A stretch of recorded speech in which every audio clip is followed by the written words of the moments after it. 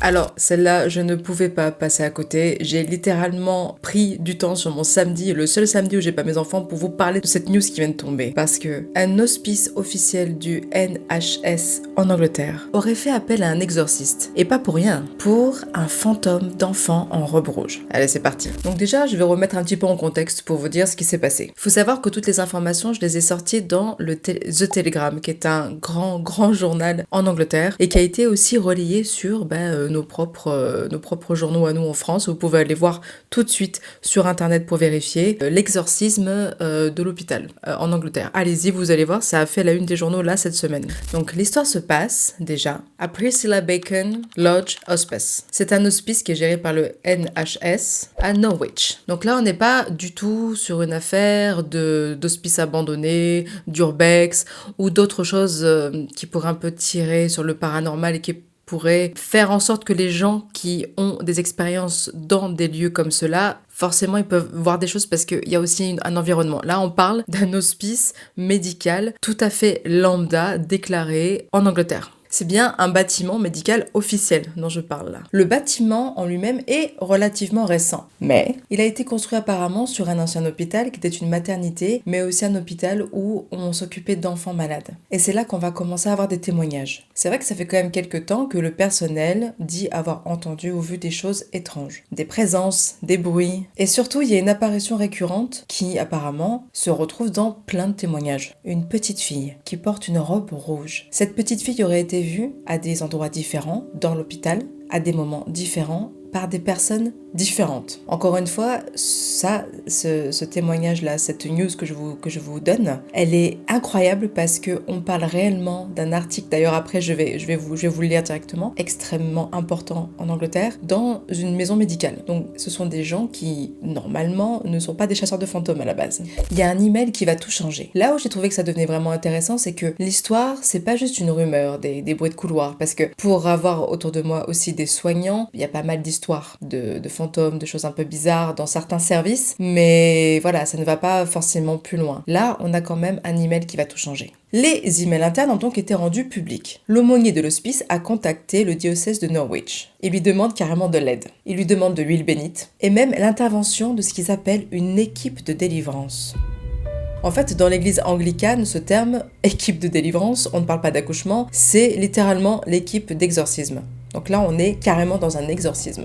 Ensuite, il y a quand même un démenti, et c'est là où moi j'aime bien aussi mettre certains contextes, c'est que l'hospice précise quand même que aucun exorciste n'est officiellement venu sur place. Okay. Il parle plutôt d'une sorte de bénédiction du bâtiment pour apaiser certains êtres ou énergies qui seraient restés coincés. Ce serait plutôt pour apaiser les lieux et le personnel. Mais déjà, le fait que là, je sois ici en train d'en parler d'une news qui est relativement fraîche, qu'ils aient demandé une aide, excusez-moi, mais surnaturelle, religieuse et spirituelle pour venir à bout d'un problème qu'ils n'arrivent pas à expliquer dans un endroit qui est médical, donc très scientifique, je trouve ça absolument dingue et fascinant. Je vais maintenant vous lire carrément ce que j'ai trouvé, c'est-à-dire la coupure de presse en anglais. Vous allez voir sur le côté, de toute façon, je vais vous mettre l'article en entier, quoi. Je vais vous lire en traduisant, donc soyez indulgents si c'est pas aussi fluide que d'habitude. Le NCIS appelle un exorciste dans un hôpital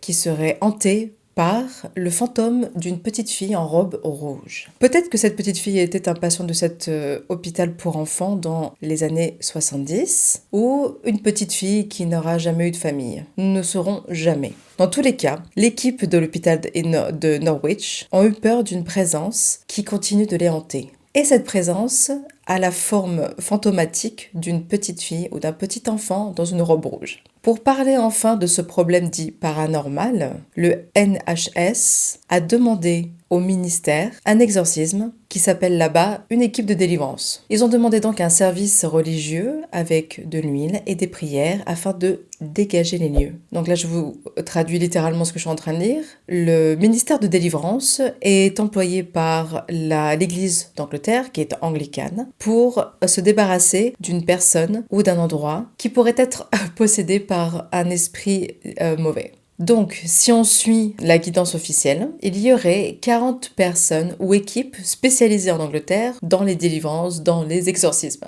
Donc, ils ont fait appel à cela. Nous avons obtenu les emails, donc le télégraphe, donc le journal anglais. Donc, ils ont eu les emails, ils ont été contactés pour des choses inexplicables qui prennent place donc au Priscilla Bacon Lodge, à côté du Coleman Hospital. C'est aussi là-bas que Norfolk Community Health Care, un autre hôpital, donne des soins pour la fin de vie, c'est-à-dire tout ce qui est soins palliatifs. Il y a beaucoup de choses quand même, on est quand même dans une zone assez spéciale. Alors, cette fameux hospice était debout jusqu'en 75, et avant, donc comme je disais, c'était avant l'hospice qu'on a maintenant, c'était un hôpital pour enfants. Et déjà à l'époque, il y avait des témoignages d'activités paranormales, mais bon, comme beaucoup de fois, les activités paranormales, on n'en parle pas forcément plus que ça, quoi. Hein. Et donc, la source dit qu'ils ont repéré et vu très souvent ce spectre de ce petit enfant dans une robe rouge. Et en 2023, l'hospice Chaplain, donc l'hospice qui est là maintenant, aurait donc envoyé un email au diocèse de Norwich en décrivant les activités paranormales. Ils ont été obligés de faire ça parce qu'apparemment, l'équipe médicale était vraiment pas dans son assiette. Donc, pour que, écoutez bien quand même, pour que le chef d'un service envoie un email au diocèse, alors que ce sont des scientifiques, les mecs, c'est des docteurs, parce que l'équipe est en train de flipper sa race, je trouve ça très intéressant. Et c'est comme ça qu'ils ont demandé donc une équipe de ce qu'ils appellent eux délivrance, donc pour nous d'exorcisme, ou alors de bénédiction. En tout cas, ils ont demandé un nettoyage des lieux, ça c'est certain. Alors, il faut savoir qu'ils ont demandé quand même à une partie du diocèse qui vient dans ce genre d'endroits, donc les hôpitaux, les services de fin de vie, etc., pour aussi soulager les patients croyants en leur donnant l'extrême onction et des choses comme ça. Donc, il faut savoir que c'est quand même un service qui va dans les hôpitaux aussi juste pour pouvoir promulguer certaines prières de fin de vie, des choses comme ça, ou juste pour donner aux croyants une force et du soutien. Après, ils disent que une semaine après, il y a eu un nouvel email qui a confirmé qu'il y avait bien une conversation entre l'hôpital et le diocèse sur une possibilité d'une équipe de délivrance qui pourrait aller sur place pour aider et voir ce qui se passe. Et donc c'est là qu'ils disent que quelqu'un de confiance de l'hôpital a bien confirmé qu'il y avait eu une bénédiction, un nettoyage des lieux par cette fameuse équipe de délivrance, donc d'exorcisme. Ça ne veut pas dire qu'il y a eu un exorcisme, mais ça veut dire que quand même il y a eu quelque chose qui s'est fait dans cet endroit, une libération. Ensuite, ils n'ont pas vraiment commenté sur ce qu'ils ont vu en détail. C'était confidentiel, donc c'est toujours confidentiel ce que l'équipe aurait vu en détail. Moi, ça me rend encore plus curieuse, je sais pas vous, mais grave. Ah, c'est intéressant. Le diocèse dit que quelqu'un est bien passé pour libérer quelque chose, mais ils ont pas envoyé quelqu'un pour exorciser. Ok. Ensuite, plus tard en 2023, le Priscilla Bacon Lodge est devenu quelque chose d'autre et il a été officiellement réouvert pour de nouvelles attributions par le roi. Donc ça a été très brièvement utilisé pour autre chose. C'était pour ce qu'ils appellent Therapy Unit. Je sais pas ce que c'est, une unité de thérapie. J'ai pas plus de détails. Et maintenant, c'est fermé. Alors, donc, les emails qui auraient été donc obtenus grâce à Freedom of Information Request, donc c'est-à-dire le droit à la parole, c'est ça. En fait, ces emails ont quand même mis une lumière sur cette communication entre le diocèse et cet établissement de santé pour des faits paranormaux, pour ce qu'ils appellent des hauntings, c'est-à-dire des apparitions, des choses qui bougent, et pour que, comme je disais encore une fois, pour que l'équipe même en ait peur, c'est quand même assez c'est un peu, il y a quelque chose là, il y a quelque chose. Alors, il faut savoir qu'historiquement, ce que dit l'article, c'est que les exorcismes dans les hôpitaux, il y en a eu pratiquement jamais. C'est pas quelque chose qui est non plus très répandu en Angleterre. Donc ça, c'est quand même bien de le souligner dans le contexte. Mais ils disent que c'est quand même intéressant de noter que la pratique de l'exorcisme ou de la délivrance était très développée et il y a eu un boom entre les années 60 et 70. Je suis en train de me demander, c'est pas quand le film L'Exorciste est sorti, peut-être qu'il y a un truc avec ça, une sorte de... pas d'hérésie, c'est pas le bon mot, d'hystérie un peu collective, parce qu'il me semble qu'il est sorti dans les années 70. Je vais vérifier. Ah, oui, voilà. Le film L'Exorciste est sorti en 71, donc ça peut être aussi un peu influencé, peut-être. Ensuite, ils disent que ce protocole de délivrance ou d'exorcisme doit suivre vraiment une ligne très claire, un protocole très clair, pour ne pas avoir de problème, parce que c'est sûr que 90% du temps, c'est ce que je suis en train de me dire, ce sont souvent des problèmes psychiatriques. Et pour les 10%, ce qui est déjà énorme, ou peut-être moins que ça, peut-être qu'il y a 98% de problèmes psychiatriques pour 2% de problèmes paranormaux. Donc c'est pour ça qu'il y a quand même un protocole très strict dans cette Ministry of Deliverance, qui est donc le ministère des exorcismes de l'église anglicane en Angleterre. Et donc ils ne le font que après avoir parlé avec les médecins. Ils ne font jamais rien sans avis médical. Et donc ça c'est quand même intéressant. Si cette histoire est sortie malgré tout ce protocole qui m'a l'air très strict et très ancré. Enfin, moi, j'ai beau croire au paranormal et faire tout ce que je fais, je vais quand même toujours voir un avis médical si jamais quelqu'un part en vrille. Bon, ça n'est jamais arrivé comme ça. Mais oui, il faut quand même aller voir d'abord des avis médicaux, ce qui me semble tout à fait logique et normal. Après, on a les emails. Dans les emails, on voit bien que c'est... Bon, ils ont enlevé le nom de la personne qui a envoyé les emails et la personne à qui ça a été envoyé, ce qui est normal parce qu'on va protéger la vie privée de ces gens. Ils ont quand même un boulot et tout, etc. Mais on voit bien que ça vient du diocèse de Northwich et que c'est daté du 5 septembre 2023. Donc, ils disent « Mon cher », il n'y a pas le nom. Merci beaucoup pour votre gentille réponse avec ma demande de la semaine dernière. Je suis moi-même en conversation avec un des membres de la Deliverance Team, donc l'équipe des exorcistes. Ok, donc il demande si jamais ils ont bougé certaines choses sur l'église, etc. Et il dit, très bien, ce que je vais faire, c'est que je vais...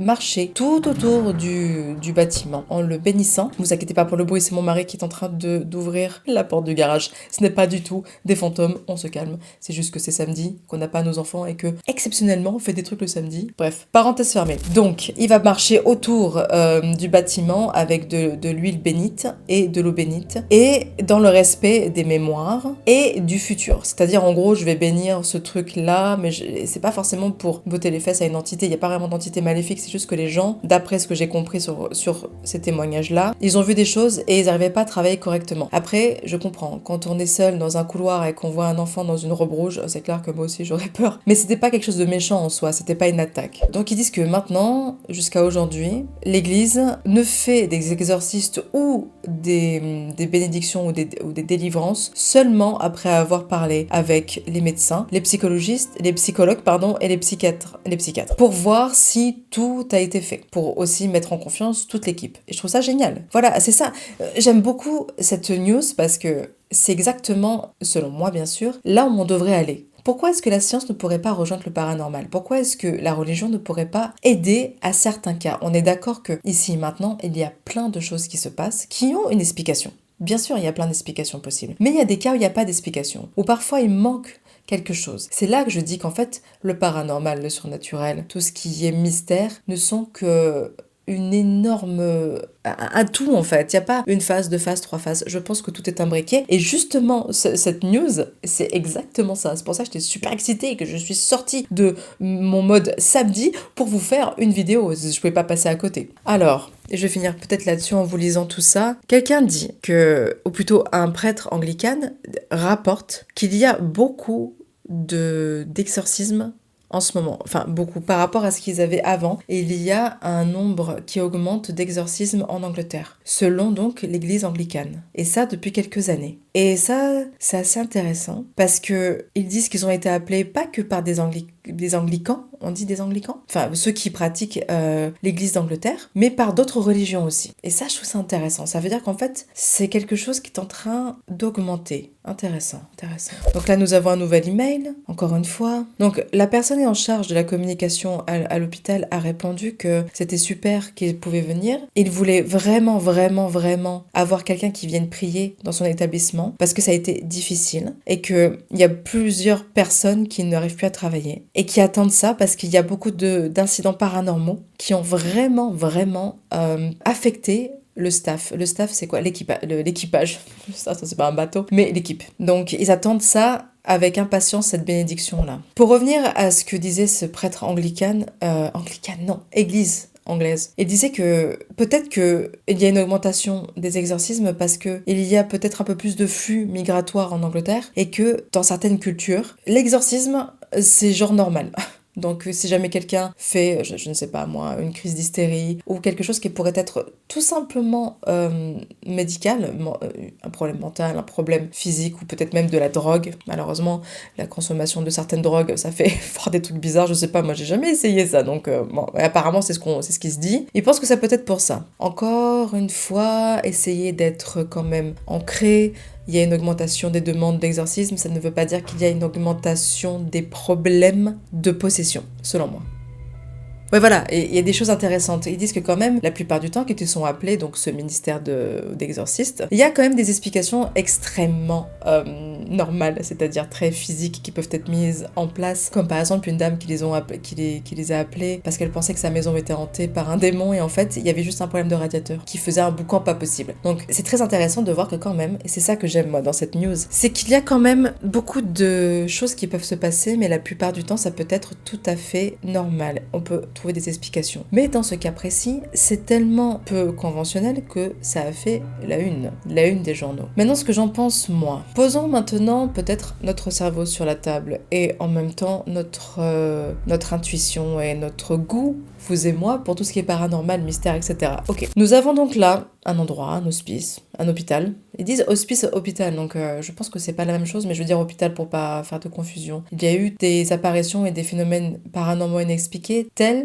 que l'équipe a pu voulu travailler parce qu'elle avait la trouille. Donc ça, c'est quand même imposant au niveau des news. Et il faut aussi savoir que ces personnes ont travaillé main dans la main en essayant de trouver des explications très rationnelles. Et qu'une fois qu'on a fait le tour de tout ce qui est psychose, problème, donc je disais mental, physique, etc., énergétique, dans le sens énergétique, comme je disais, la maison qui bouge ou des choses comme ça, là, ils ont fait pas un exorcisme, c'est pas un exorcisme, hein, je le répète, mais ils ont fait une bénédiction, une délivrance, un nettoyage en tout cas de tout ça. L'hypothèse rationnelle voudrait que peut-être que ces gens, comme en France, sont surchargés. Il y a beaucoup de demandes dans les services médicaux et c'est pas qu'en France, en Europe et même en Amérique apparemment, ça s'essouffle, les gens sont à bout. Ils sont peut-être fatigués, donc il peut y avoir du stress, du surmenage, des choses comme ça. Travailler en soins palliatifs, ça peut être très éprouvant parce que on voit des fins de vie, etc.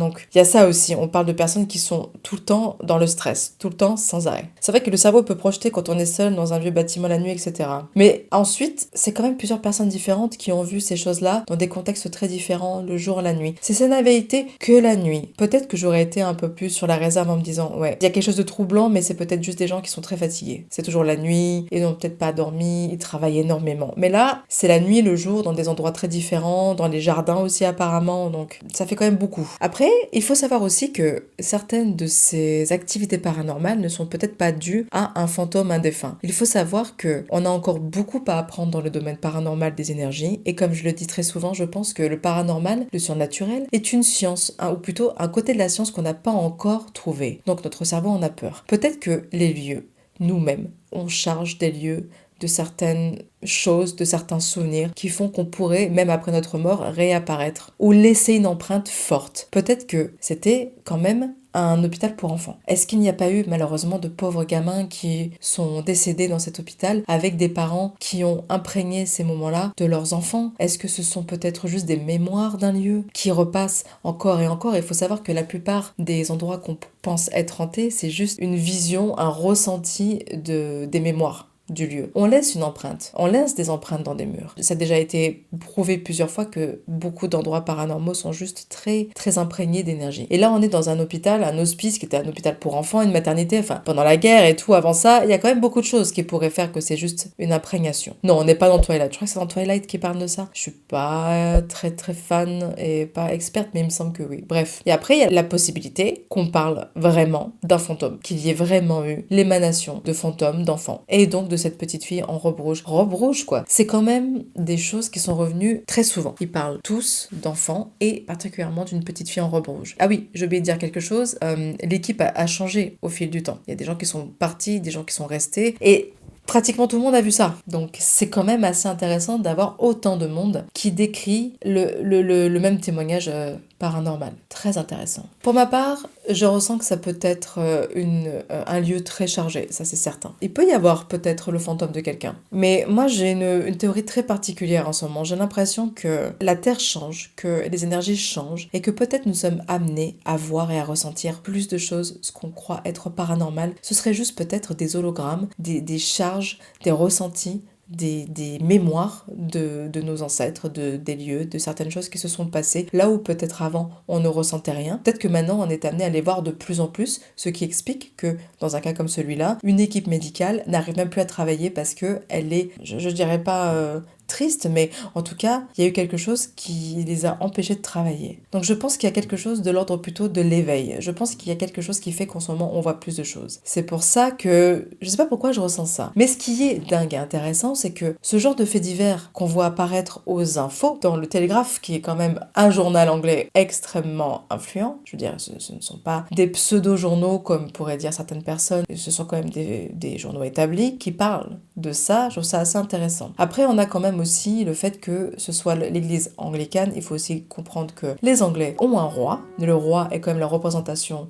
de l'église d'Angleterre, la tête de l'église d'Angleterre, donc c'est quand même encore un pays où la religion et la vie de tous les jours est très liée. Il faut mettre aussi avec ce contexte-là. Mais néanmoins, en dehors de tous ces contextes-là, c'est quand même assez fascinant de voir ça, ici et maintenant, en 2026, sur Bally News, parce que je vous disais, j'étais dans mon lit en train de scroll, et je vois ça, je me suis dit, wow, faut que je me lève, faut que je m'habille et que je fasse une vidéo là-dessus, sinon je vais oublier. Je voulais que ça soit encore chaud, en fait, dans mes réactions. Et maintenant, vous, qu'est-ce que vous en pensez? Je vais laisser le lien, de toute manière, en description pour que vous alliez voir par vous-même. C'est absolument dingue, tout ça. Donc, dis-moi ce que vous en pensez en commentaire, si vous avez déjà vu passer la news, et je vous retrouve très vite pour une nouvelle vidéo. Prenez soin de vous, au revoir.